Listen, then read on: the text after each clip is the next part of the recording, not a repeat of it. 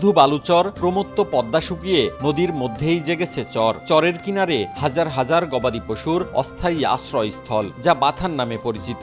স্থানীয়দের ভাষ্য, গবাদি পশুর প্রতিপালন ও দুধ সংগ্রহের জন্য চর এলাকায় অস্থায়ীভাবে বাঁশখুঁটি দিয়ে তৈরি করা খামারকেই মূলত বাথান বলা হয়। রাজশাহী নগরীর পাশ ঘেঁষা পদ্মা। পদ্মার ওপারে বিস্তীর্ণ চরাঞ্চল। পবা উপজেলার হরিয়ান ইউনিয়নের চর খিদিরপুরের 10 নম্বর বা মিডিল চর তারই একটি। এই চরে 3টি বাথানে প্রায় 5,500 গরু, মহিষ ও ভেড়া রয়েছে। দুর্গম এই চর ও বসতি এলাকার মধ্যে সেভাবে নেই যোগাযোগ। বাথানে থাকা গবাদি পশুর দুধ সংগ্রহে ঘোষরা নৌকা নিয়ে চলাচল করেন। তাতেই রাখালদের প্রয়োজনীয় জিনিসপত্র আনা নেয়া করা হয়।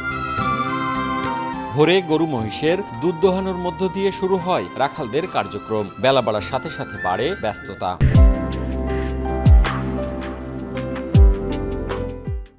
চরের বাথানগুলোতে যেসব রাখাল গরুর পরিচর্যা এবং লালন পালন করেন, তাদের দিনের কার্যক্রম শুরু হয় খুব সকালে। তারা সকালে ওঠার পর বাথানে যেসব গাভী গরুগুলো রয়েছে তাদের দুধ দোহানোর কার্যক্রম শুরু করেন এবং সেটি চলতে থাকে সকাল 9টা পর্যন্ত। 9টার দিকে শহর থেকে ঘোষরা আসেন এবং তখন রাখালদের জন্য সকালের খাবার এবং দুপুরের খাবার নিয়ে আসেন। কারণ যেসব রাখালরা বাথানে থাকেন তারা আসলে কোনো রান্না বান্না করেন না, তাদের পরিবারের লোকজন রান্নাবাড়া করে সেটি যখন ঘোষরা আসেন তাদের নৌকায় তুলে দেন এবং রাখালরা তখন নেন। এখন একই সাথে গরুর যে দুধ সেটি ঘোষা যখন মাপেন এবং কেনাবেচার কার্যক্রম চলে, ঠিক সেই অবসরে রাখালরা এখানে তাদের সকালের খাবার খান এবং দুপুরের খাবারটি তাদের আগে থেকে যেহেতু পরিবারের সদস্যরা পাঠিয়ে দিয়েছে সেটি দুপুরে খাবেন এবং ঠিক বিকেলে সন্ধ্যার আগে আরও একবার নৌকা আসবে এবং সেই নৌকায় তাদের রাতের খাবার আসবে, তারপরে তারা সেটি রাতে খাবেন। এভাবেই আসলে তাদের যে দিনের কার্যক্রম সেটি চলতে থাকে। রোদে বৃষ্টি ঝড় সব মাঠে ঘাস টাস খাওয়ায় আর গরু পিছে বেড়াতে হয়, মানে আশপাশে তো ফসল আছে। এখানে যারা থাকে এনারা বিশাল পরিশ্রমের উপর থাকে।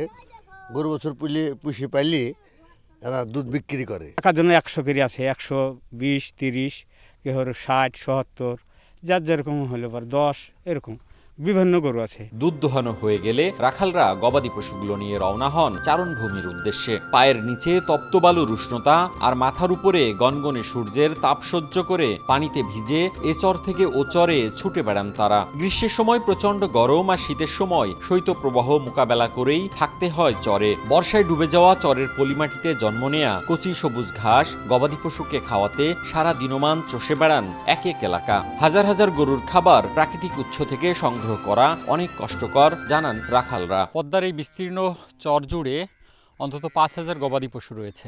এখানকার রাখালরা যেটি বলছেন, ঝড় বৃষ্টি কিংবা বজ্রপাতের মতো ঘটনা যখন ঘটে তখন ওই সব গবাদি পশুর সাথে তারা এখানে থাকেন। এবছর বজ্রপাতে অন্তত 8টি গরু মারা গেছে এই চরে এবং 20টির মতো গরু আহত হয়েছে। অনেকই কষ্টকর, মানে যে ঝড় বৃষ্টি আমাদের উপর দিয়ে চলে যায়, তো আমাদের ব্যাসাত গরু আপনাদের রাখতেই হবে, কষ্ট করতেই হবে। সকাল 6টার টাইম থেকে সন্ধ্যে 6টার থেকে ধরেন এখানে আসে আর বেলা 6টার টাইম থেকে গাইতে হয়। রাখাল জীবন অনেকটাই যাযাবর জীবন, তাই রাখাল কিংবা গবাদি পশুর চিকিৎসক নেই এখানে। রাখালরাই চরের পশুর ধাত্রী। গরু বা মহিষের বাচ্চা হলে তারাই সব ধরনের ব্যবস্থা নেন। চরে রয়েছে সাপের ভয়। গত বছর এই চরে রাসেল ভাইপারের কামড়ে এক রাখালের মৃত্যু হয়েছে। নদীর পানি তাদের খাবার পানি, টয়লেটের ব্যবস্থা নাজুক। মাথার ঘাম পায়ে ফেলার মজুরি হিসেবে একজন রাখাল দিনে 400 থেকে 600 টাকা পান। আবার কেউ কেউ বছর শেষে মালিকের নিকট থেকে নেন গরুর বাছুর। মওদুদ রানা, সময় সংবাদ, রাজশাহী।